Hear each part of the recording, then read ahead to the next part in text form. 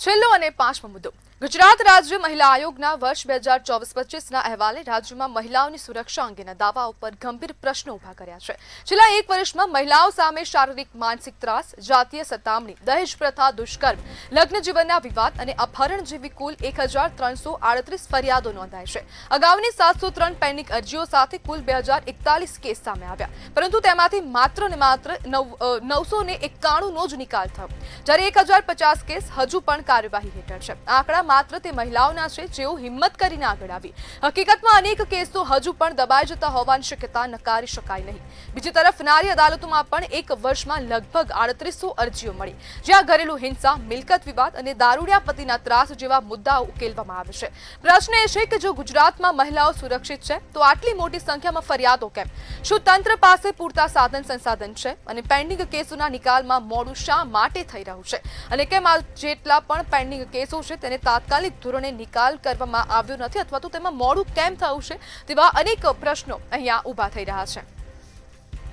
અને આજ મુદ્દે આપણી સાથે ચર્ચા કરવા માટે એડવોકેટ હર્ષિતા ધંધોરે જોડાઈ ગયા છે। હર્ષિતાબેન, મહિલાઓ સાથે જાતીય સતામણીના કેસોમાં સતત વધારો થઈ રહ્યો છે, શું કહેશો?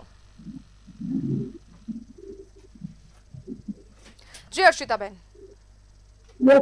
હા, હું એવું કહેવા માંગુ છું કે જે આપણા ત્યાં આ કેસોના નિકાલ માટે જે સમયનો ઉપયોગ નથી થયો એનું કારણ જ એકમાત્ર છે કે આપણા ત્યાં જે યોજનાઓ સ્ત્રીઓ માટે બનાવવામાં આવી છે, બાળકો માટે બનાવવામાં આવેલી છે, એ યોજનાઓનો પ્રચાર જ નથી કરવામાં આવ્યો। ઘણી ખરી મહિલાઓ જે ભણેલી નથી, ઘણી ખરી મહિલાઓ જે ભણેલી છે, એ લોકોને પણ યોજનાઓ વિશે માહિતી મળતી નથી, જેના કારણે આ નારી અદાલત છે એ બધી અદાલત સુધી એ લોકોની સમસ્યા એ લોકો લઈને જઈ શકતા નથી। તેના કારણે ઘણી બધા મહિલાઓની સમસ્યાઓ છે એનું નિવારણ આવતું નથી। હર્ષિતાબેન, શું ગુજરાતમાં ખરેખર વાસ્તવમાં મહિલાઓ સુરક્ષિત છે? જો એમ જોવા જઈએ આપણે તો મહિલા આપણા ગુજરાતમાં દિલ્હી જેવા રાજ્યો, બોમ્બે જેવા રાજ્યો, આવા ઘણા રાજ્યો કરતા મહિલાઓ ગુજરાતમાં સુરક્ષિત છે। ઘણી ખરી જગ્યાએ એવી છે જે ગામડા વિસ્તાર છે, બધા વિસ્તાર છે જ્યાં મહિલાઓની સુરક્ષા થતી નથી। એના માટે આપણે પગલાઓ લેવા જોઈએ આપણા સરકારે।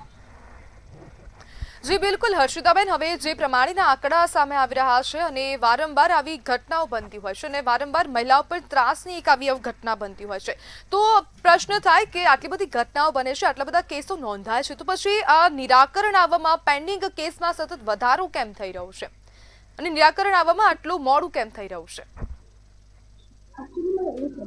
કેસમાં વધારો થવાનું કારણ જ એ છે કે મહિલાઓને કોઈ સાંભળતું નથી।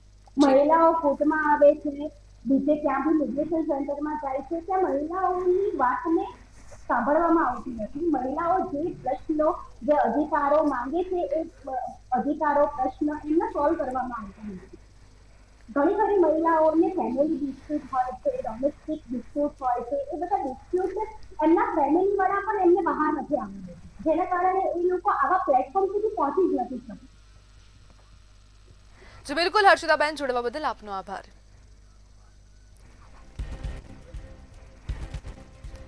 કુલ 2041 કેસની સામે માત્ર ને માત્ર 991 જેટલા કેસનો જ નિકાલ થયો છે અને હજુ પણ 1050થી વધુ કેસો હજુ કાર્યવાહી હેઠળ છે અને ક્યાંક ને ક્યાંક તેવું કહેવાઈ રહ્યું છે અને જે પ્રમાણે એડવોકેટે કહ્યું કે તે પ્રમાણે કે મહિલાઓનું કોઈ સાંભળતું નથી। કોર્ટમાં જ્યારે મહિલા જઈ રહી છે ત્યારે તેની અવગણના કરાતી હોય તેવા દ્રશ્યો સામે આવે છે।